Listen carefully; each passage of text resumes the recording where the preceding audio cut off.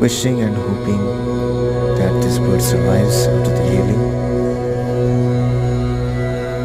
as I've given this bird the highest blessings of the God and the angels